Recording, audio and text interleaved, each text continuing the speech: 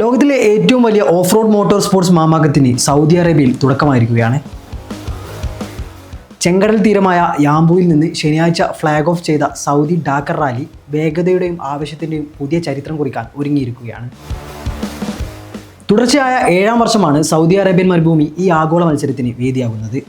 Dakar റാലിയുടെ ചരിത്രത്തിലെ 48ാമത് പതിപ്പാണിത്. 2026. This is my 70th Dakar. I am happy for start. യാംബുവിൽ തുടങ്ങി അൽ ഉല, ഹായിൽ, Riyadh, വാദി ദവാസിർ, ബീഷ തുടങ്ങി സൗദിയുടെ വൈവിധ്യമാർന്ന ഭൂപ്രകൃതിയിലൂടെ സഞ്ചരിച്ച് ഈ മാസം 17-ന് യാംബുവിൽ തന്നെ തിരിച്ചെത്തുന്ന രീതിയിലാണ് റാലി ക്രമീകരിച്ചിരിക്കുന്നത്. ഇത്തവണത്തെ മത്സരത്തിൻ്റെ കണക്കുകൾ ആരെയും അമ്പരിപ്പിക്കുന്നതാണ്. ലോകമെമ്പാടുമുള്ള 69 രാജ്യങ്ങളിൽ നിന്നായി 39 വനിതകൾ ഉൾപ്പെടെ 812 മത്സരാർത്ഥികളാണ് മാറ്റുരക്കുന്നത്. കാറുകൾ, മോട്ടോർ സൈക്കിളുകൾ, ട്രക്കുകൾ, ക്വാഡ് ബൈക്കുകൾ എന്നിങ്ങനെ 8 വിഭാഗങ്ങളിലായി 433 വാഹനങ്ങൾ മരുഭൂമിയിലൂടെ കുതിച്ചുപായും.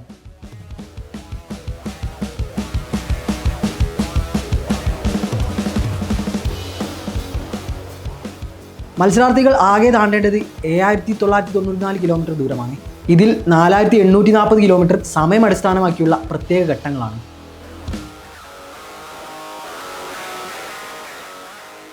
സൗദിയെ സംബന്ധിച്ചിടത്തോളം ഇത്തവണത്തെ റാലിക്ക് വലിയൊരു പ്രത്യേകതയുണ്ട്. 25 സൗദി താരങ്ങളാണ് സ്വന്തം മണ്ണിൽ നടക്കുന്ന മത്സരത്തിൽ പങ്കെടുക്കുന്നത്. കഴിഞ്ഞ വർഷത്തെ ചാമ്പ്യൻ കൂടിയായ യസീദ് അൽ രാജിയാണ് സൗദി ടീമിനെ നയിക്കുന്നതെന്നത് പ്രതീക്ഷകൾ വർദ്ധിപ്പിക്കുന്നു.